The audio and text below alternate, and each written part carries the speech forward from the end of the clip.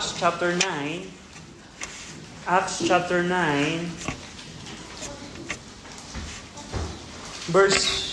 Acts chapter 9, verse 10 to 18.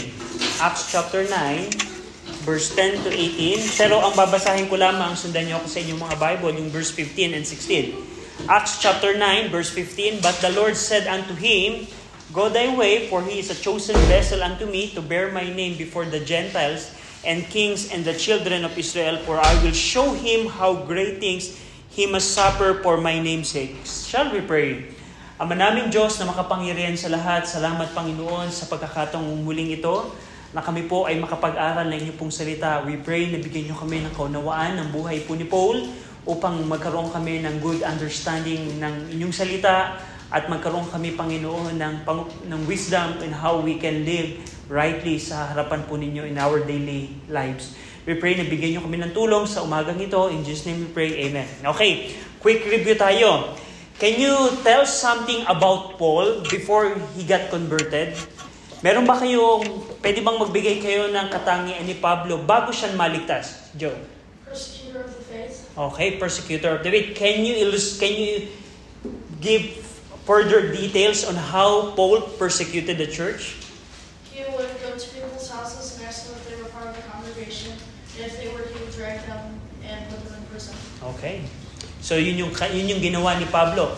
How about, can you name anything about his education, background?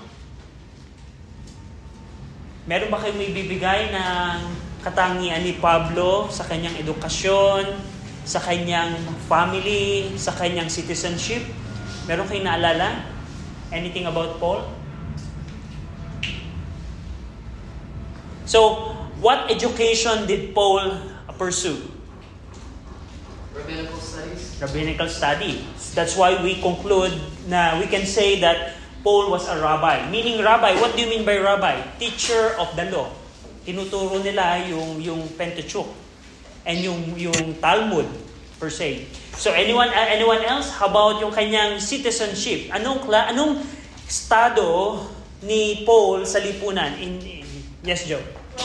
Roman citizen. Ano pa? He's a citizen of what city? Tarsus. So, at huli, ano ang kanyang masasabi natin na kanyang tatay? Can you name something about his father which he inherited? What's the profession of his father? He's Pharisee. Pharisee. And he is also a Pharisee. So, those are the background that we saw about Paul. Now, in Acts chapter 9, last 2 weeks ago, we saw Paul's conversion. Ano yung kanyang paano siya naligtas? Now, we see in Acts chapter 9 verse 1 to 2, sabi dito ni Luke na nagsulat ng Book of Acts, And Saul yet breathing out threatening and slaughter against the disciples of the Lord went unto the high priest and desired of him letter to Damascus, to the synagogue, that if he found any of this way, whether they were men or women, he might bring them bound unto Jerusalem. This is what Joe was saying. Before Paul was converted, he is persecuting the church. And in fact, dito sa pagkakataong ito, he already persecuted the church in Jerusalem. And the plan of Apostle Paul, he made plans to go to Damascus to persecute and arrest the believers and imprison them in Jerusalem. Kumuha siya ng letter from Sanhedrin, from the council, authorizing him to persecute the brethren in Damascus. Now, question, where is Damascus? We don't have projection right now, pero can you tell something about Damascus? Where Damascus located? In which province?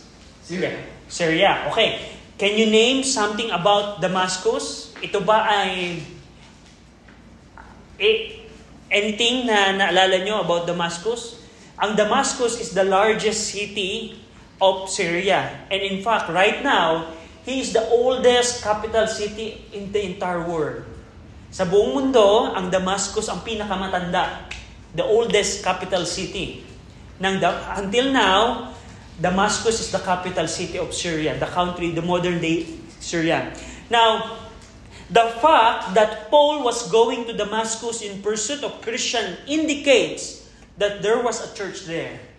So, yung pagkakataon na pupunta si Pablo upang hanapin at ikulong yung mga Kristiyano sa Damascus, nagpapakita yun na merong congregation, merong assembly, merong church sa Damascus. There's assembly in Damascus.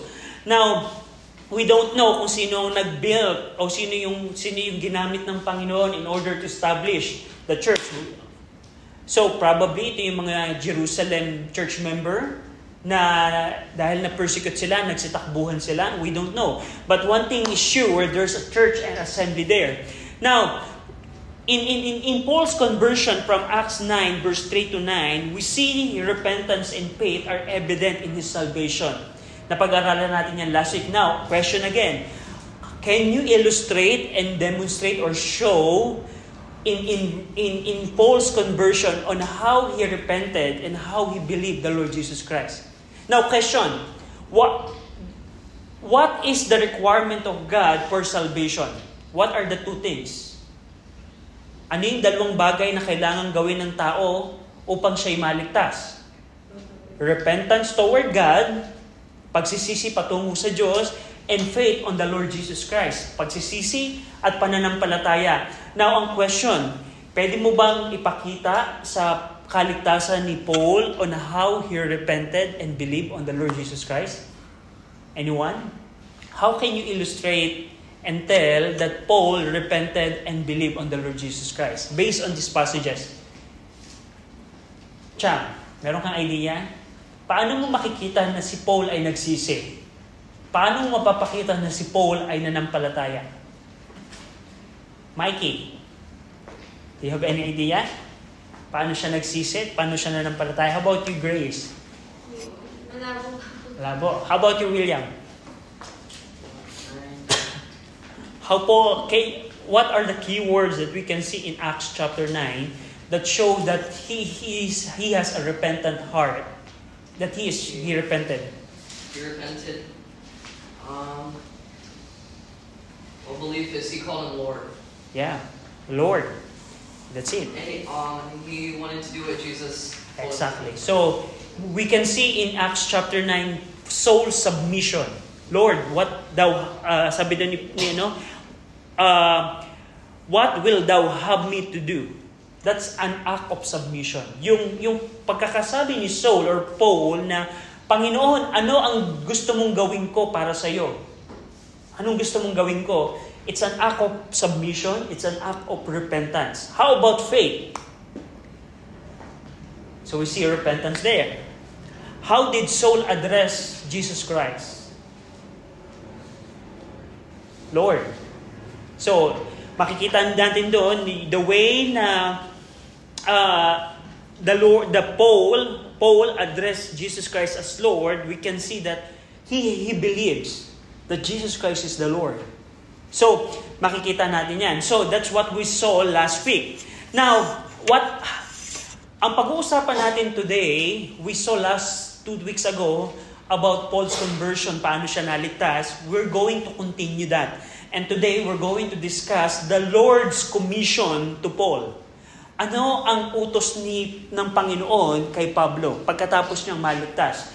In verse 8 and 9, sabi dito, in verse number 8 and 9, and Saul arose from the earth, meaning natumba siya nung nakita niya yung liwanag, bumangon siya mula sa lupa, and when his eyes were opened, he saw no man, but they led him by the hand and brought him into Damascus, and he was 3 days without sight and neither did eat nor drink. After seeing Jesus in a vision, Paul spent 3 days in Damascus without eating or drinking. Dahil nga because of the great light na nakita ni Saul, nagkaroon siya ng eye problem. He got eye disease. And in fact, for 3 days, wala siyang makita. Bulag si Pablo ng 3 araw. At ang ginawa sa kanya, yung companion niya, the companion brought him into Damascus. And Paul spent 3 days in Damascus without eating or drinking. So, Saul fasted. Now, what else? In verse number 10 to 12, and there was a certain disciple at Damascus named Ananias. And to him said the Lord in a vision, Ananias, and he said, Behold, I am here, Lord. And the Lord said unto him, Arise, and go into the street which is called Straight, and inquire in the house of Judas for one called Saul of Tarsus. For behold, he prayeth, and had seen in a vision a man named Ananias coming in, and putting his hand on him, that he might receive his sight. Here, the Lord appeared to Ananias, a disciple in a vision. Now, question. Si Ananias, he is a member of the Damisan church, the church at Damascus. Do you think, ano kaya ang position ni Ananias sa church? The very fact that the Lord communicated to Ananias, what it shows to us?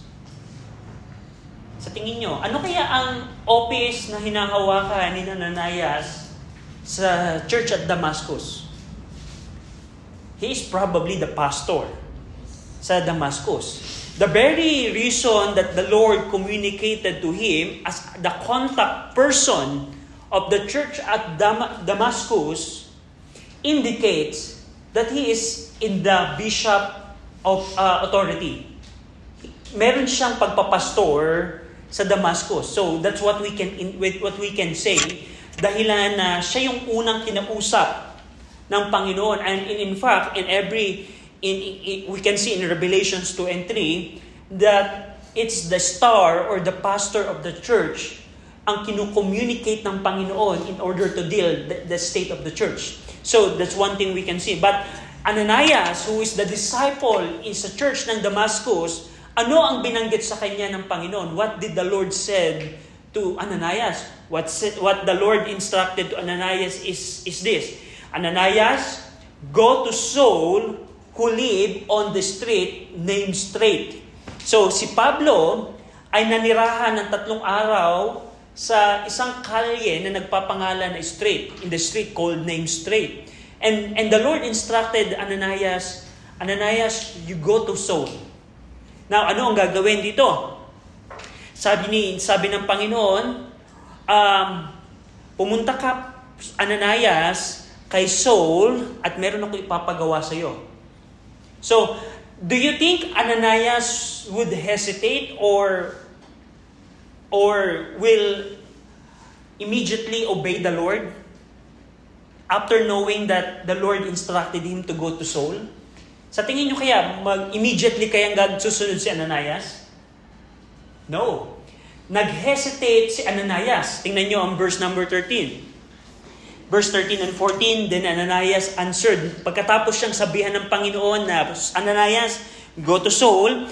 Ananias said, Lord, I have heard by many of this man how much evil he had done to the saints at Jerusalem. And here he had authority from the chief priest to bind all that call on thy name.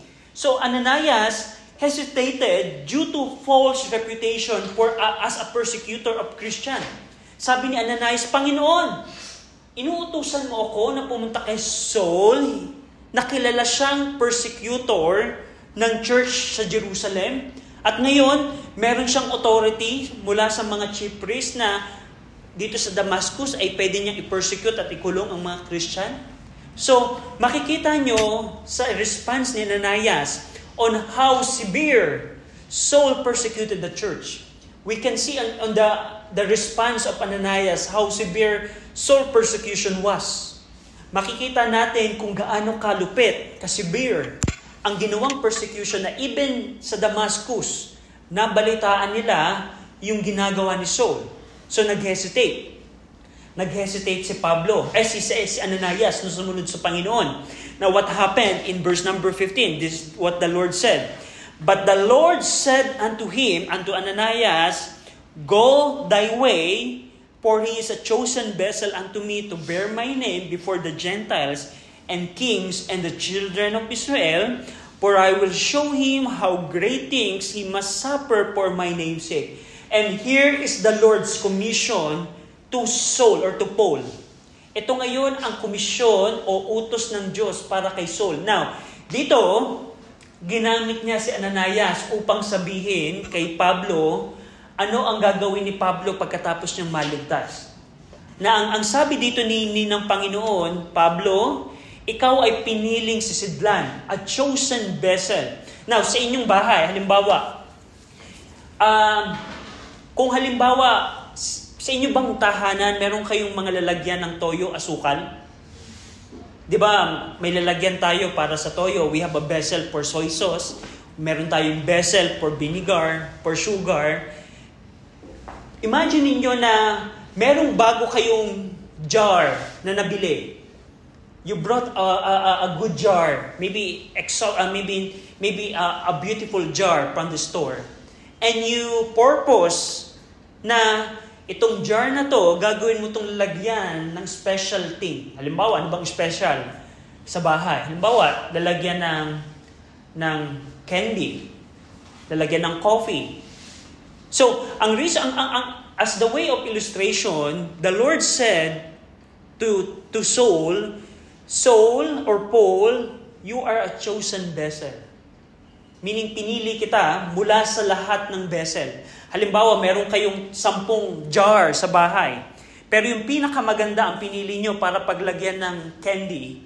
Meaning, the most important jar, meaning the chosen jar or vessel is the one that you selected for a specific purpose.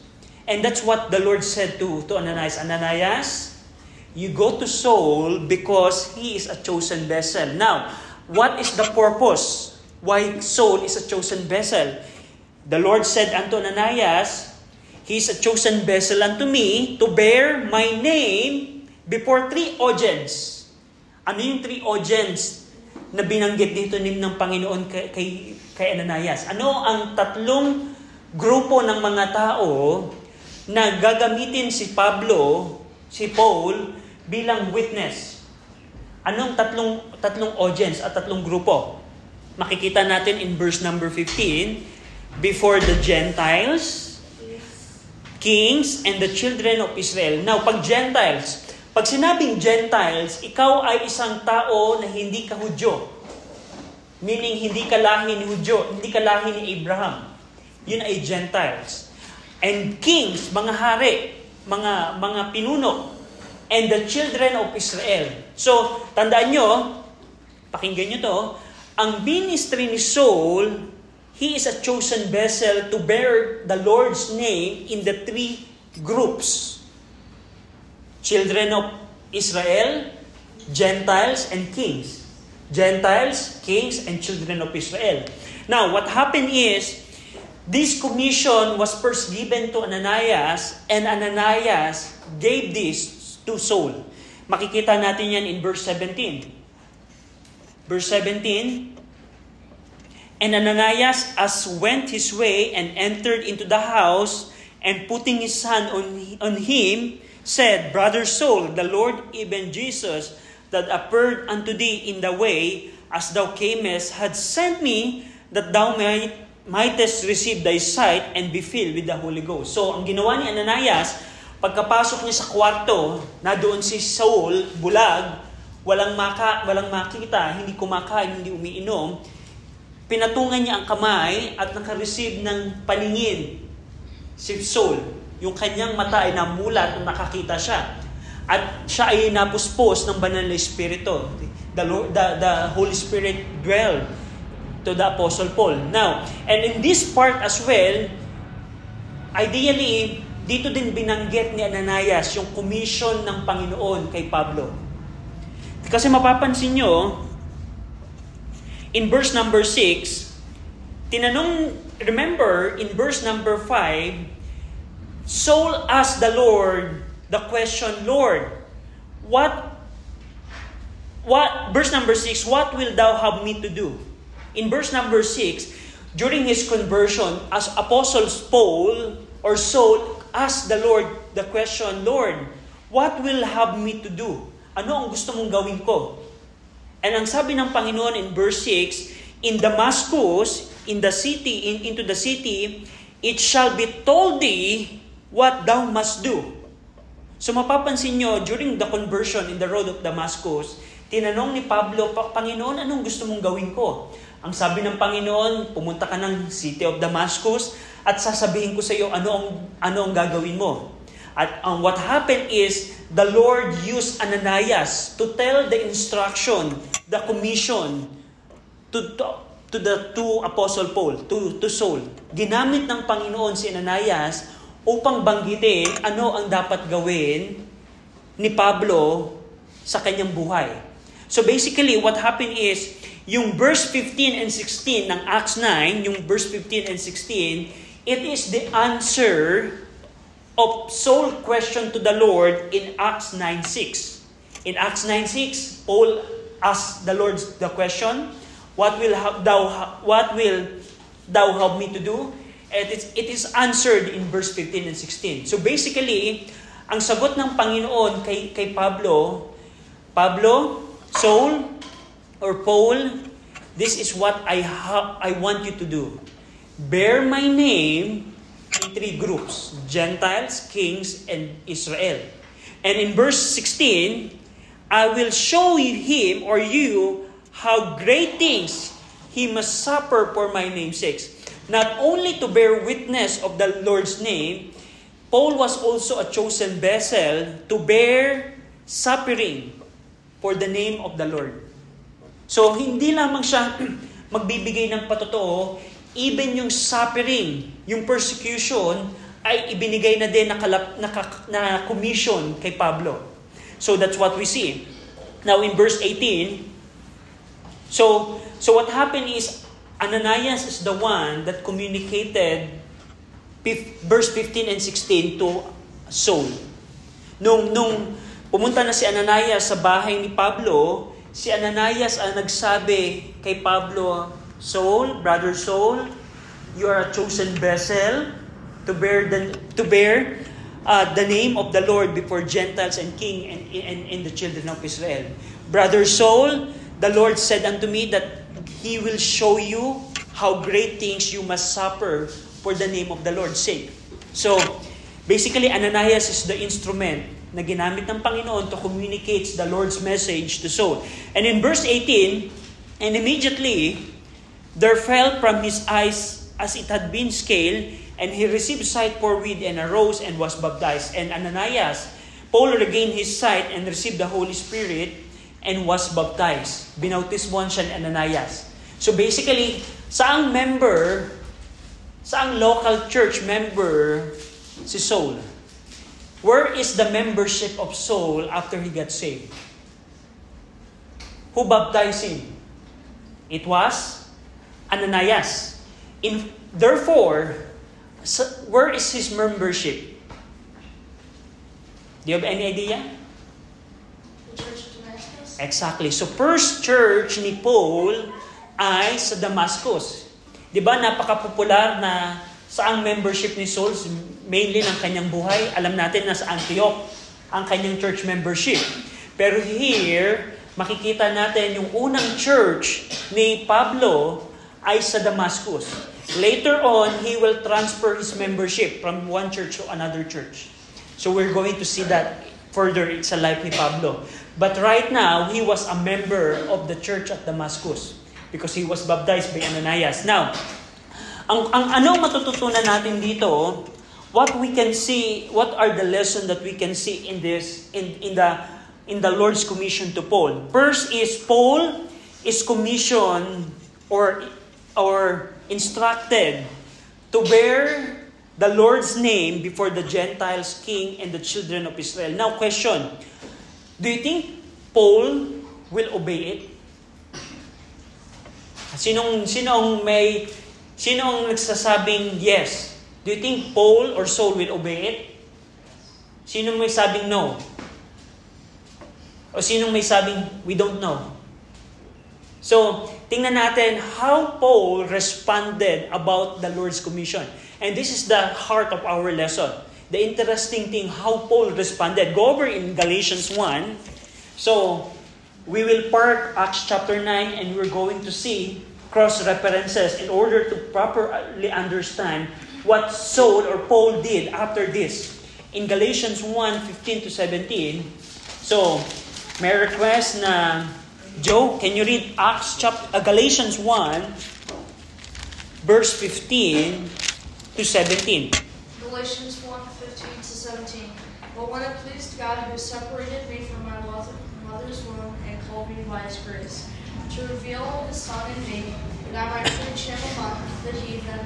Immediately I conferred not with flesh and blood, neither went I up to Jerusalem to them which were apostles before me, but I went into Arabia and returned again unto Damascus. Now, thank you, Joe. Yung Galatians 1:15 to 17, it is referring to Acts chapter 9, after the Lord commissioned Apostle Paul. Now, what Paul said here, na he was separated from his mother's womb, meaning kahit nasa sinapupunan pa pala siya, sabi ni Paul, he was already a chosen vessel.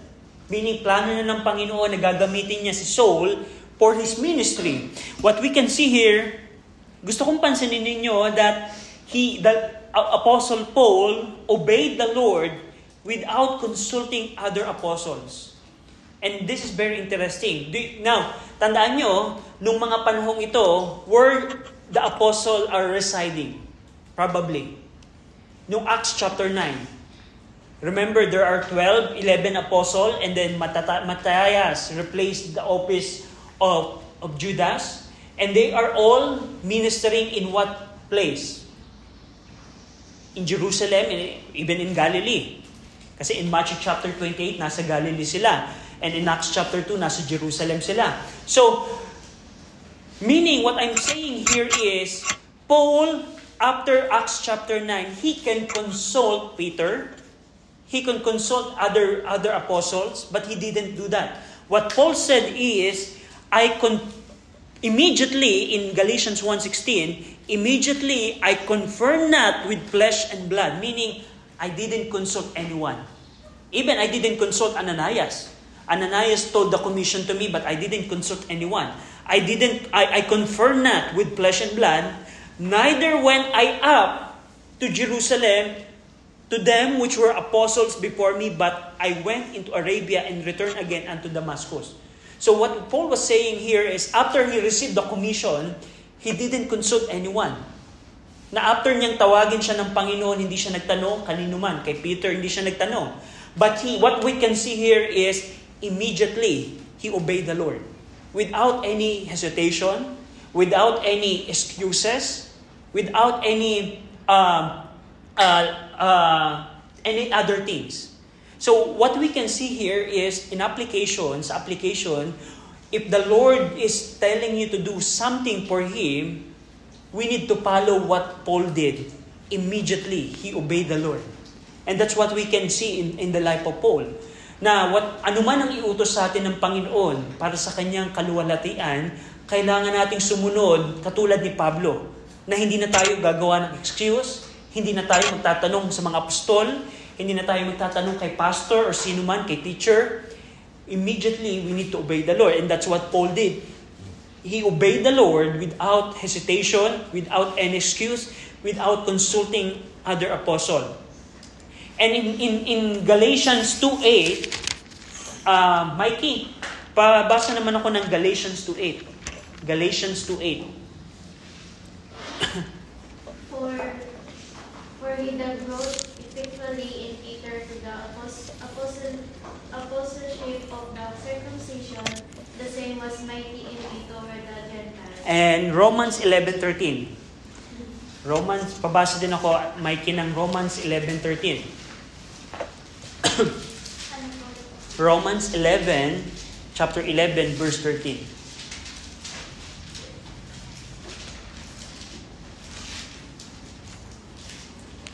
For I speak to you Gentiles, inasmuch as I am the apostle of the Gentiles, I may define my office. Okay, thank you, Mikey. Now, question again.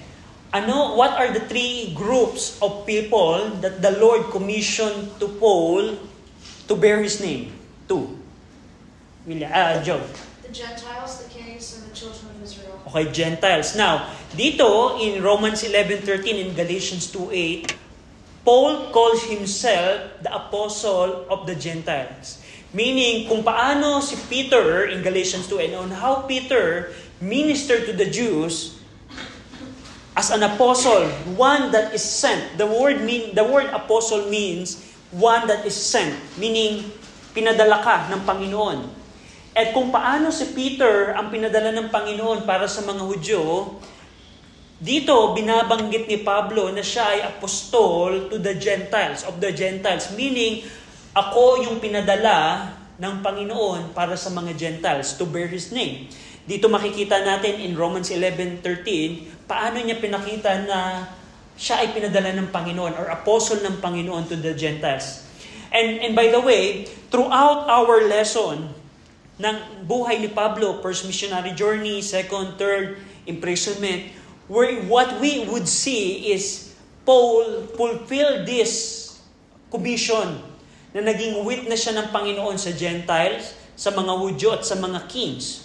But here, in Romans 11:13, even Paul called himself as the apostle of the Gentiles. Now in Romans 15:16, Champ, can you read Romans 15:16? Did Paul minister to the Gentiles? Did he follow the Lord? Romans 15:16. That I should be the minister of Jesus Christ to the Gentiles, ministering the gospel of God, that the offering up of the Gentiles might be acceptable, being sanctified by the Holy Ghost. So dito makikita natin yung testimony ni Pablo, yung kanyang ministry na ginagawa at gagawin pa para sa mga Gentiles. So basically what we can see here is Paul obeyed the Lord in ministering and bearing the Lord's name to the Gentiles. So Romans 15:16, he ministered to the Gentiles. Now question, did he minister to the kings as well? Siya ba ay nag-bear ng witness ng pangalan ng Diyos sa mga hari? Tingnan natin ang Acts 25:23. Jessica, pag nakita mo Acts 25:23, pakibasa ako. So we see that Paul bear the Lord's name to the Gentiles. Titingnan naman natin yung mga hari. Acts 25:23. And on the morrow, I went to Lystra, was found and Bernice, with great pomp, and was entitled the place of hearing with the chief captain and principal men of city at Festus, commanded Paul was brought forth. Okay, another verse, Acts 26. Grace, pakibasa ko ng Acts 26:32. Acts 26:32. Then said Agrippa unto Festus, this man might have been set at liberty, if he had not appealed unto Caesar. Okay, and then last verse, Roniel, pakibasa ko ng Acts 27:24. Say, fear not, all thou must be brought before Caesar, and lo, God hath given thee order that say with thee. Okay, so dito sa mga passages na ating binasa, Paul appeared in 3 kings. Kay King Agrippa. Sino si King Agrippa? King Agrippa is one of the Herods. Herod siya, di ba? Herod the Great, Herod Agrippa. May kingdom sa lugar ng Judea na ang namumuno ay Herods. Meaning si King Agrippa nung panahon ni Pablo. Now, nag-appear din siya kay Festus. Sino si Festus? Siya yung governor ng province of Judea. Remember, provinces ng Roman Empire? Remember, sino yung namumuno ng provinces ng empire? It is the governor. So, si Festus, he is the governor. Now, sino naman yung si Caesar na binanggit niya in Acts 27:24? Do you know who is Caesar here? Sino yung Caesar dito? Joe? Caesar is the title of the ruler of the empire from? Yeah, the emperor. Yung si Caesar dito ay yung emperor. So basically, and in fact, during his first missionary journey, he appeared also to the rulers, the ruler of the island Cyprus. But what we can see here is, did Paul bear the Lord's name before the kings? Yes. So basically, yung mga makikita natin dito, sinunod ni Pablo, Paul obeyed the Lord's commission to bear ang pangalan ng Panginoon sa mga haring ito, kay Agrippa, kay Festus, at kay Caesar. We're going to talk about the details of that in our future study. So lastly, did Paul minister to the children of Israel? Because, tandaan nyo, now listen to this, there is a false teaching in our time that Paul only ministered to the Gentiles. Meaning, pag si Pablo, pag ikaw ay Gentiles, if you are a Gentiles, which we are, Filipino and American, we are all Gentiles, we are not Jews, ang false teaching ng ating panahon, we should only obey Apostle Paul at yung kanyang mga sulat. Yung 13 letters niya. Yun lamang daw ang ating susundin. Now, ang question, did Paul only minister to the Gentiles? No. Because the very fact that the Lord's commission to Paul is not only to the Gentiles. He also commissioned to bear the Lord's name to the children of Israel. And we're going to see today, did Apostle Paul minister to the children of Israel? Go over in Acts 9, verse 20 to 22. William, can you read Acts 9, 20 to 22? And straightway he preached Christ in the synagogues, and he is the Son of God. But all that heard him were amazed, and said, Is not this he that destroyed them which call on this name in Jerusalem, and came hither for that intent, that he might bring them bound unto the chief priests? But Saul increased the more in strength, and confounded the Jews which dwell at Damascus, proving that this is the very Christ. Now, question, who are the audience of this preaching ni Pablo? The Jews. Mga Jews in Damascus. So, makikita natin dito na si Paul is not exclusively ministering to the Gentiles. He was also commissioned to minister to the Jews, and here in Acts 9, he did that. And in fact, every time, wherever he went, every city na kanyang pupuntahan, he always preached the gospel first to the Jews and then to the Gentiles. Go over in Acts 13, 46. Like, pag nakita mo ito, pakibasa. Acts 13, 46. Acts 13, verse 46. And Paul and Barnabas waxed full and said it was necessary that the word of God should first have been spoken to you, but seemingly to keep it from you and judge yourself unworthy of everlasting life to when you return to the Gentiles. Okay, thank you, Light. Now dito, tinutukoy ni Paul, pakinggan nyo to, listen to this. Sabi ni Paul, it was necessary that the word of God should first have been spoken to you. Sino yung yun na tinutukoy dito? Mga Jews, mga Hudyo. So dito, makikita natin, he first ministered to the Jew first, and then later on to the Gentiles. Go over in Acts 28, verse 17. Acts 28, verse 17. Joe, can you read Acts 28, verse 17? Acts 28, verse 17. And it came to pass after 3 days, Paul called the chief of the Jews together, and when they were come together, he said unto them, Men and brethren, though I committed nothing against the people or customs of our fathers, yet was I delivered prisoner from Jerusalem into the hands of the Romans. Okay, here, kausap na naman niya yung mga Hudyo na naman. So, these are the verses that prove that Apostle Paul also ministered not only to the Gentiles, not exclusively to the Gentiles, but also to the children of Israel, to the Jews. In fact, pag pinag-aralan natin ang life of Paul, in every city, he always teach sa synagogue. Sa synagogue. Now, question, what is synagogue, by the way? Sino yung mga taong nasa synagogue? Who are the people inside the synagogue? In every city. Anyone? Do you have any idea what is synagogue, by the way? Synagogue. William? It's where the Jewish assembly would meet. Yeah. Worship.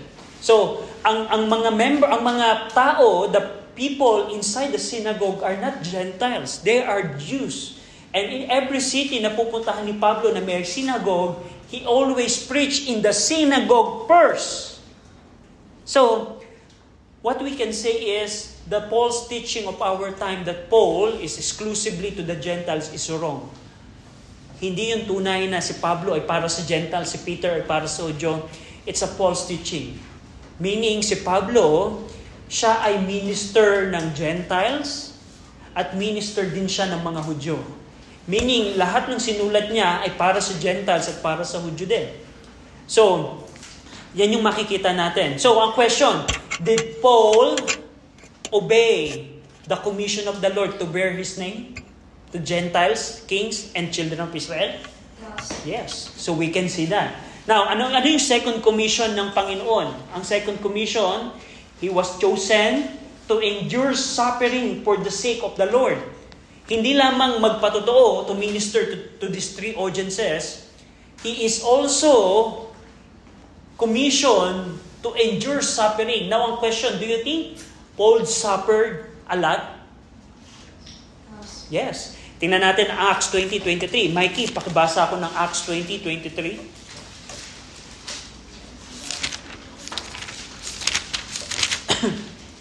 Save the Holy Ghost, witnesses in the every city, saying that bonds and applications abide in me. So, bonds, pagkakakulong, at affliction, pagmamalupit, ay nakakunyapit sa akin. So, that's what Paul said. Go over in 2 Corinthians chapter 11. Cham, pakibasa ako ng 2 Corinthians 11, verse 23 to 27. 2 Corinthians 11, verse 23 to 27. Are they ministered of Christ? I speak as a fool. I am more in labors more abundant, in strife above measures, in prisons more frequent. In that of the Jews 5 times received I 40 stripes save one. Thrice was I beaten with rods, once was I stoned thrice. I suffered shipwreck, night and a day. I have been in the deep, in journeyings often, in perils of waters, in perils of robbers, in perils of mine own countrymen, in perils by the hidden, in perils in the city, in perils in the wilderness, in perils in the sea, in perils among false brethren, in weariness and painfulness, in watching often, in hunger and thirst, in fasting often, in cold and nakedness. So this is the testimony of Apostle Paul on how severe the suffering that he bear for the Lord's sake. So dito binanggit ni Pablo, in strife above many measure, meaning sa paghahagupit. Do you know the word strife means? Yung meron kang latigo tapos hahampasin mo sa likod, that is stripes. And Paul said, in strife above measure, meaning ang dami kong latigo naranasan. Ano pa? In prison more frequent, meaning maybe most of my life is I was in prison. Most of my Christian life, nakakulong ako. Ano pang sabi dito? In death often, madaming beses akong muntikan ng mamatay. Of the Jews, 5 times received I 40 stripes, save one. Thrice was I beaten with rods. One, I was stoned. Isipin nyo, isang beses, may isang point ng buhay ni Pablo na pinagbabato siya hanggang mamatay. Imagine niyo na buong syudad ng tuktukan, lahat ng tao ng tuktukan, babatuin ka ng bato para mamatay. At yan ay naranasan ni Pablo. Ano pa? Yung latigo, yung pagkakakulong. Thrice, I suffered shipwreck. Meaning, nakasakay siya sa barko at lumubog yung barko na kanyang sinasakyan. A night and a day, I have been in the deep, in journeying often, in perils of water, in perils of robbers, in perils by my own countrymen, in perils by the heathen, in perils in the city, in perils in the wilderness, in peril in the sea, in perils among false brethren. Meaning, sa lahat ng ginagawa ko, merong kapahamakan na nakakunyapit sa akin. Verse 27, in weariness and painfulness. So, in hunger and thirst. So, what we can see here is, did Paul suffer for the Lord's sake? Basically, yes. So meaning, yung commission sa kanya ng Panginoon, go over in Acts 9, Acts chapter 9 verse 15 and 16 na maging chosen vessel to bear my name before the Gentiles and king and children of Israel, and to suffer for my namesake, naganap yon sa buhay ni Pablo. And basically, yun yung naging sentro ng kanyang buhay. That's the center of his life in this commission. Kung paano si Pablo nag-suffer para sa Panginoon, at kung paano si Pablo nagbigay ng patotoo sa tatlong audiences na ating nakita. So, lastly, about suffering of Paul in 2 Timothy chapter 1, this is before Paul was martyred. Bago siya patayin, paslangin. Itong sinabi ni Pablo in 2 Timothy 1:11-12, "Wherefore, I am appointed a preacher and apostle and a teacher of the Gentiles. For the which cause I also suffer these things. Nevertheless, I am not ashamed, for I know whom I have believed, and I am persuaded that he is able to keep that which I have committed unto him against that day." Na even in the suffering na nararanasan niya, dahil sa pagsunod niya sa commission ng Panginoon, alam niya kung sino nakahawak ng kanyang buhay. At doon siya nagtitiwala sa gitna ng kanyang suffering na nararanasan. Now, what we can see here is, to sum up ng ating lesson, we see yung commission ng Panginoon kay Pablo. Who is the pastor of Damascus whom the Lord used to communicate this commission? Sino ang ginamit ng Panginoon? Si Ananias. Now, basically, ano yung dalawang commission? Kung i-categorize natin the commission of the Lord to Apostle Paul, what are the two things that the Lord commissioned to Paul? What two commissions that the Lord said to Paul? If we are going to categorize that. He is a chosen vessel in order to do two things. William? To bear his name before the Gentiles, kings, and children of Israel, and to suffer for his name's sake. So those are the two things. So yung pagbe-bear ng pangalan ng Panginoon sa mga three audiences, at ginawa niya yon. At yun ang magiging focus ng ating lesson, paano in detail sinunod ni Paul ang commission na yon. We're going to study the life of Paul having the focus on that commission. And the second is to bear the suffering for the Lord's sake. So that's the purpose of commission ng Panginoon.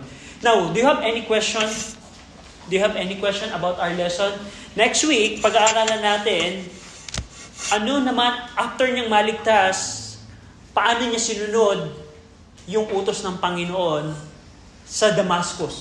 Pag-aaralan natin yan. So, kung meron kayong Bible sa bahay, I would encourage you na before next week ng ating lesson, I want you to read Acts chapter 9, verse 19, hanggang verse number 31. So, that's your assignment. Sa inyong bahay, maybe in your devotion, I want you to read Acts 9:19 to 31. So, as a way ng assignment. So, do you have any question? Do you have any question? So, kung wala na, William, can you close us? Dear Lord, we thank you for this class that Brother RJ is teaching to us about the life of Paul.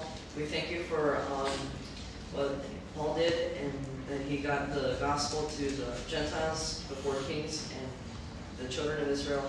And we're just thankful to learn about that, Lord. I ask that you would bless Brother RJ and fill him with the Holy Spirit as he preaches for the morning service, and Dan as he preaches in the afternoon service. I ask that you would allow us to take something home from your word. In Jesus' name.